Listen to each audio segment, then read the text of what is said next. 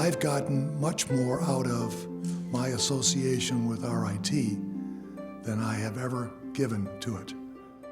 Bruce is remarkable because he has been a trustee for almost 50 years. He's been a consistent donor to the university, I think, for something like 36 years in a row.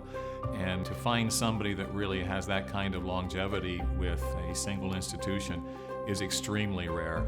Well, I've known Bruce since we were both about 10 years old. When I met him, I said at one time, "You're too nice." He was a rock of ages for the investors that came to him, and he's been a great fundraiser for many institutions. He was a very important part of the city, and RIT particularly. Bruce did a great job encouraging people to serve with him. He was chairman of the board of the first not-for-profit I ever served on. I came on the board here in 1984, and he was chairman of the board here. I think it's possible every board he's served on, he's become chairman of. For me, he was a great role model. He was the ideal chairman. I mean, he's a doer, but in a very low-key, wonderful way. I think of him as one of the great leaders in the philanthropic community in Rochester, which over the years has been so special and so unique.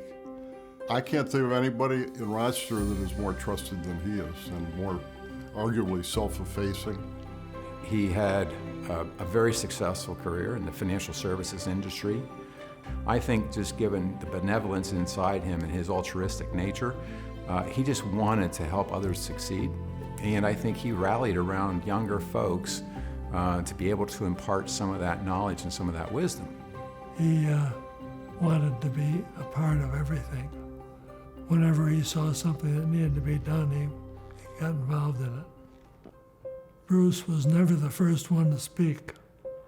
He seems always more interested in hearing what you have to say than what he has to say. He brings in points, or he consolidates points that others have made. But then when he talks, the rest of the audience listens. He has this thing where his chin comes up a little bit, and his eyes tighten a little bit, and he gets that kind of look, and then I know something really good's coming. He summed up what he'd been listening to, and usually in a very substantial way. I appreciate specifically all those people who have donated on behalf of RIT to the Bates Scholarship. Bruce has endowed a number of funds at RIT which have already had remarkable impact. Something like 275 students have benefited from scholarship funds that he has endowed, and oftentimes these are students from very needy families where that money really means the difference between whether they can attend the institution or not attend the institution. I did go to a scholarship luncheon, and I did have the opportunity to meet Bruce Bates. Being on the receiving end of a scholarship makes you feel really supported because someone that you don't even know believes in the school and the institution that you're going to. And it was really cool to see the diverse students that the scholarship impacts. To be able to graduate without having that financial burden is really impactful and meaningful. It kind of makes me want to do the same thing for future generations of students. Family is everything to him, and it comes across very strongly. You know, you can just tell that he lives for his children.